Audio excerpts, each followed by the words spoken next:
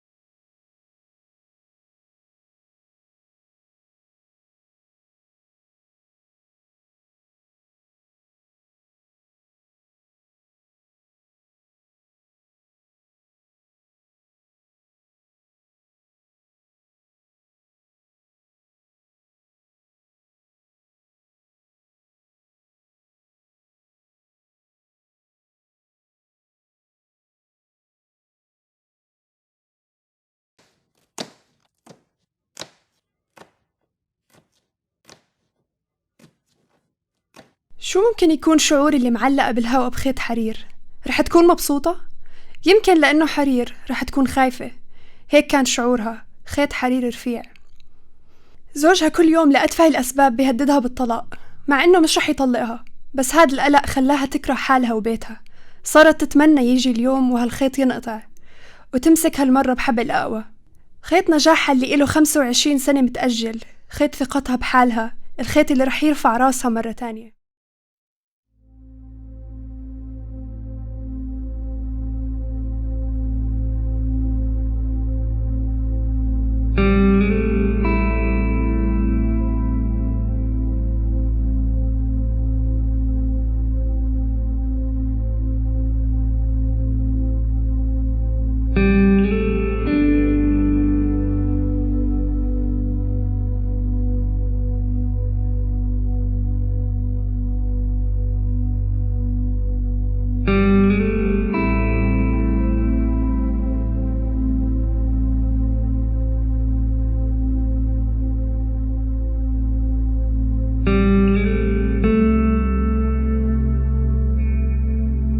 بس نازلة بترسمي لي بالحصص، شو بده يطلع منك بالآخر؟ انتي فاشلة يا فاشلة. العلامات هاي عجبتك؟ علاماتك عجبك؟ مستواك المتدني؟ كم مرة بدي احكي لك هذا الرسم بالآخر ما رح يعملك بني آدم وما رح يطعميكي خبز. فاشلة.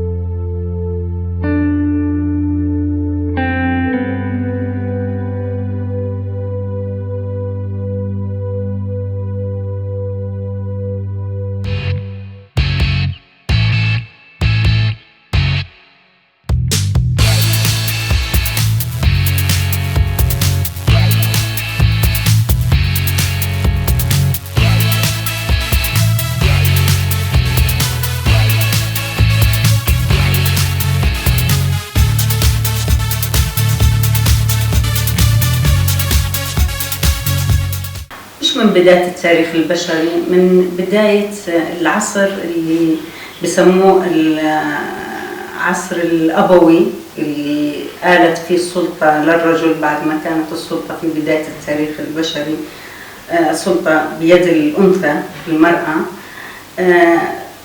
من هذه اللحظة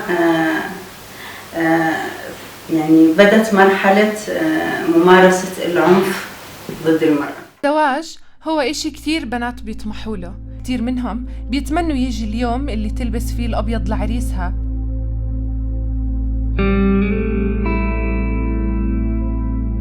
بس مش هي هاي البنت هي شايفة إنه دراستها وشغلها بهاي الفترة أهم من الزواج ومسؤولياته. طول ما انت قاعدة زي بيت الواقف عمري ما حطمن عليكي.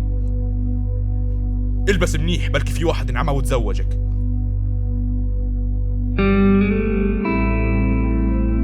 يعني نحفيلك شوي.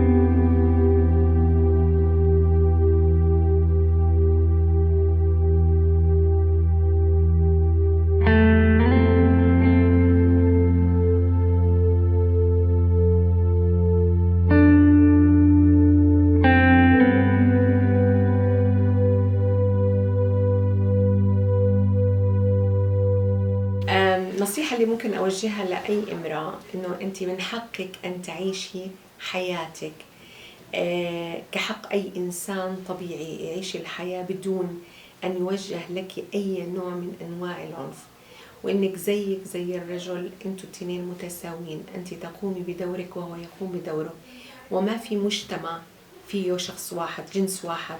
الجنسين موجودين والجنسين لازم يتعاونوا مع بعضهم البعض لإنشاء هذا المجتمع.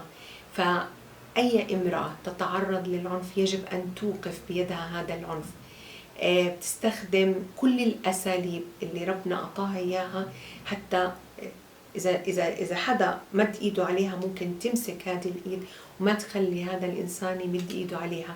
إذا إنسان استحقرها ما تسكت على الإهانة، لأنه سكوت المرأة هو اللي بيخلي هذا العنف يستمر بشكله اللي إحنا بنشوفه يوميا.